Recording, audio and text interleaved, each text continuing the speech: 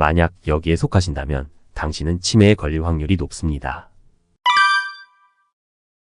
안녕하세요. 늘 푸른 건강 박사입니다. 내가 사랑하는 가족, 친구, 주변 사람들 모두를 잊게 만드는 치매는 3위 암, 2위 뇌졸중을 제치고 한국인이 걸리기 싫어하는 질병 1위에 뽑혔습니다. 치매는 영혼을 갉아먹는 병이라고 할 정도로 자신뿐만 아니라 주변 사람들의 마음까지 힘들게 하는 질병입니다. 이러한 치매를 예방하기 위해 많은 중장년들은 치매 예방에 좋은 음식, 치매 예방에 좋은 운동 등을 찾아보며 자신만의 방법으로 치매에 걸리지 않기 위해 대비를 하고 있는데, 사실 이 무서운 치매에 더욱 철저하게 준비해야 하는 치매에 잘 걸리는 사람 유형이 있다고 합니다. 그런데 대다수의 사람들은 이를 인지하지 못하고 살아가기 때문에 치매 예방 골든 타임을 놓치고 결국 치매에 걸리게 되어 고달픈 여생을 보내게 된다고 합니다. 그래서 준비했습니다. 오늘 영상에서는 술, 담배, 유전 등 많은 분들이 이미 알고 계신 내용들을 제외하고 치매에 잘 걸리는 사람 유형 7가지를 소개해 드릴 것인데, 자신뿐만 아니라 사랑하는 가족을 생각하며 영상을 끝까지 시청하시고 혹시라도 속하는 유형이 있다면 다른 사람들보다 더욱 철저하게 치매 예방을 위해 대비하셔야 합니다. 영상을 본격적으로 시작하기에 앞서 소중한 건강 정보가 널리 퍼져 많은 분들이 치매를 예방할 수 있게 늘 푸른 건강 박사 구독과 좋아요로 함께 해주세요. 첫 번째는 여성입니다. 국내 치매 환자 비율은 여성이 63%, 남성이 37%로 여성이 남성보다 약 2배 높게 나타납니다. 이러한 수치가 나타나는 원인으로는 폐경으로 인해 여성 호르몬이 줄어들기 때문이라고 합니다. 여성 호르몬은 뇌신경 세포를 보호하는 기능을 합니다. 또한 적절한 흥분성을 유지하고 손상된 뇌세포를 재생시켜주는 역할도 수행을 합니다. 그런데 폐경을 하게 되면 여성 호르몬의 뇌보호 효과가 사라지게 되면서 치매의 위험이 높아진다고 합니다. 그에 반해 남성들은 약 70%가 죽기 전까지 남성 호르몬이 나오며, 이 호르몬은 여성 호르몬과 마찬가지로 뇌를 보호해주는 역할을 수행한다고 합니다. 정리하자면 여성들은 폐경 이후 생성되는 여성 호르몬이 줄어들게 되어 남성들보다 뇌신경세포 보호 및 손상된 뇌세포 재생 수행 능력이 떨어져 치매에 걸릴 확률이 높아지니 꾸준한 관리가 필요합니다. 두 번째는 만성염증 수치가 높은 사람입니다. 만성염증이 알츠하이머, 치매 발병 위험을 높인다는 연구 결과가 학술지 공공과학도서관에 실렸습니다. 영국 맨체스터대 사회연구소 크리스티나 맥클리 박사 연구팀은 만성염증과 인지기능 사이 상관관계를 확인하기 위해 성인 50만 명이 포함된 영국 바이오뱅크 데이터를 분석했는데, 연구팀은 기억력, 사고력 등 5개 영역을 4년에서 13년 후 측정했고, 치매를 앓고 있지 않은 건강한 성인을 3년에서 11년간 치매 진단 추적 조사를 진행했습니다. 그 결과 만성염증을 나타내는 지표 수치가 높을수록 최장 11년 이내에 치매 진단율이 올라가는 것으로 나타났습니다. 염증 지표가 높을수록 미래 기억, 유동성 지능, 반응 시간 테스트 점수가 낮았습니다. 여기서 미래 기억은 미래에 해야 할 일을 기억하는 것이고, 유동성 지능은 경험이나 학습과 상관없이 반사적인 지능으로 문제를 풀어나갈 수 있는 능력을 말합니다. 즉, 치매를 유발하는 만성염증을 없애기 위해 기본적으로 체지방을 줄이고 평소 먹는 칼로리의 20에서 30%를 줄여야 합니다. 또한 햇볕을 쬐고 염증 억제 체계를 강화하는 비타민 D 합성을 할 수 있도록 해야 합니다. 세 번째는 운동을 하지 않는 사람입니다. 우리의 뇌에는 충분한 혈류의 공급이 이루어져야 합니다. 그리고 뇌에 충분한 혈류를 공급할 수 있는 최고의 방법은 운동입니다. 그런데 의외로 많은 사람들이 자신만의 핑계를 대며 운동을 전혀 하지 않습니다. 운동을 전혀 하지 않게 되면 방금 말씀드렸던 것처럼 뇌 건강에 필요한 충분한 혈류가 공급되지 않고 산소와 영양소도 충분히 공급되지 않기 때문에 우리 뇌에 악영향을 주며 치매를 유발하게 됩니다. 운동이라고 해서 굳이 헬스장과 같은 체육관에 갈 필요는 없습니다. 하루에 30분 이상 걷는 것도 충분한 운동이 됩니다. 걷기를 통해 우리 뇌의 산소와 포도당 등의 영양소 공급이 활발하게 발생하며 전두엽 뇌세포가 활성화될 수 있고, 또한 혈관 청소부로 불리는 HDL 콜레스테롤 수치를 높이는데 매우 큰 도움을 줍니다.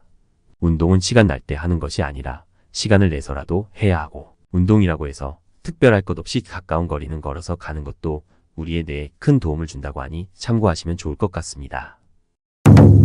네 번째는 두부 외상 경험이 있는 사람입니다. 머리에 충격이 가해지면 뇌세포의 손상이 유발됩니다. 또한 뇌출혈이 발생할 정도의 충격이 발생한다면 뇌세포의 손상은 그만큼 더욱 크게 발생할 것입니다. 이러한 두부 외상은 교통사고처럼 갑자기 발생하는 사고로 인해 머리에 큰 충격을 받게 되어 나타날 수도 있고, 복싱, 격투기, 축구 등 지속적으로 뇌 충격이 가해지는 운동을 즐기는 사람들도 뇌세포 손상이 누적되어 이로 인한 치매가 발생할 수도 있다고 합니다. 실제로 많은 복싱, 격투기 등의 선수들이 파킨슨병과 치매에 걸려 힘든 노년기를 보내게 되는 경우도 많다고 합니다. 또한 나이가 많은 노인들은 낙상으로 인해 머리에 가벼운 충격을 받았어도 뇌에 심각한 손상을 입을 수 있으니 조심하셔야 하고, 앞서 말씀드린 격투기 종목이나 오토바이, 자전거 등 액티비티한 스포츠를 즐기시는 분들도 반드시 헬멧을 착용하여 머리를 보호하셔야 합니다.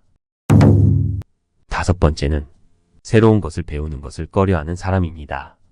우리의 사회는 빠르게 발전하고 변했습니다. 그리고 음식을 주문하는 키오스크나 일상생활의 필수 요소가 되어버린 스마트폰 등 새롭게 배워야 하는 것들이 많이 생겼습니다. 그런데 이런 새로운 것들을 전혀 배우려고 하지 않고 나는 못한다며 포기하는 어른들이 많은데, 이런 분들은 치매에 걸릴 위험이 높습니다. 나이가 들면 노화가 발생하여 뇌가 위축하게 됩니다. 그러나 뇌가 위축한다고 해서 모두가 치매에 걸리지는 않습니다. 실제로 경도인지장애 환자들을 대상으로 진행한 치매에 대한 예측 연구에서 치매가 늦게 오는 그룹은 평소에 책을 읽고 대화를 많이 나누며 새로운 것에 대한 개방적인 태도로 끊임없이 새로운 경험을 통해 학습을 하는 사람이었습니다.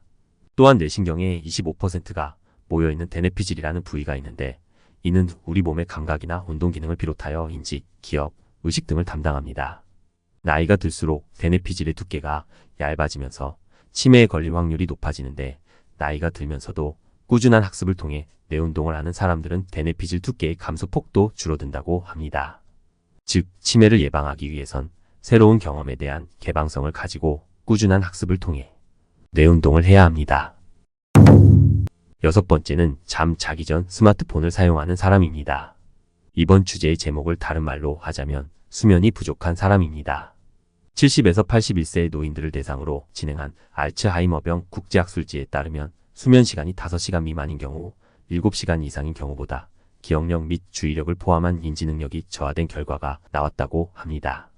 그리고 국제수면의학 저널에 따르면 65세 이상의 인지 기능이 정상인 노인을 대상으로 시행한 실험에서도 수면 시간이 6시간 미만인 경우 10년 후 인지 기능이 급격하게 저하되었다고 합니다. 우리의 뇌는 수면이라는 휴식을 통해 뇌에 축적되는 치매를 유발하는 베타 아밀로이드 타우 단백질을 청소해야 합니다. 그런데 충분한 수면을 취하지 못하면 몸에 좋지 않은 이 단백질을 청소하지 못하기 때문에 뇌의 손상이 유발되어 치매의 위험에 빠질 수 있습니다. 또한 낮 동안 일상에서 여러 활동을 통한 뇌의 해마에 저장된 기억을 수면을 통해 기억을 공고화하여 장기 기억을 할 수 있게 도움을 줍니다. 그리고 수면은 에너지를 보존하고 신체를 회복하며 우리의 뇌에 여유 공간이 생기고 노화를 방지할 수 있습니다. 그런데 요즘 많은 사람들이 잠 자기 전 스마트폰을 사용하는데, 이는 충분한 수면을 방해하는 행동이고 수면 장애로 이어져 정상적인 일상생활을 하는데 문제가 생기고, 이외에도 다른 복합적인 원인으로 불면증이 있으시다면 그 원인을 파악하고 충분한 수면을 취할 수 있도록 해야 합니다. 일곱 번째는 우울증, 화병을 가지고 있는 사람입니다. 크게 생화학적 요인, 유전적 요인, 환경적 요인으로 인해 우울증과 화병을 앓게 되는 경우가 있습니다. 그리고 고령층 같은 경우에는 다니던 직장에서 은퇴를 하고 활동하는 범위가 줄어들고 만나는 사람이 줄어드는 등 환경적인 요인이 큰 비중을 차지하여 우울증과 화병에 빠지게 되고 치매까지 번지게 될 확률이 높아진다고 합니다. 정확한 인과관계는 밝혀지지 않았지만 우울증과 화병을 포함한 정신질환이 있다면 치매에 걸릴 확률이 약 2배 이상 높아진다고 하니 취미활동 혹은 다른 사람들과 자주 만날 수 있는 동호회 활동에 참여하는 것도 좋습니다. 오늘은 치매에 잘 걸리는 사람 유형 7가지에 대해서 말씀드렸는데, 고혈압을 앓고 있는 사람, 편식을 하는 사람, 야식을 자주 시켜 먹고 아침을 잘 먹지 않는 사람들도 치매에 걸릴 확률이 높다고 하니 이를 평소에 인지하시고 생활 습관을 바꿔보시는 것을 권장해 드립니다. 그리고 오늘 영상을 시청해주신 여러분 혹은 사랑하는 사람들이 오늘 소개해드린 7가지 유형에 속하신다고 지금 당장 절망에 빠지실 필요는 없습니다. 이 유형에 속한다고 해서 100% 걸리는 것이 아니고, 여러분들은 지금부터 운동과 식이요법, 규칙적인 생활 등 꾸준한 관리를 통해 미리 예방하실 수 있습니다. 지금까지 늘 푸른 건강 박사였습니다. 시청해 주셔서 감사합니다.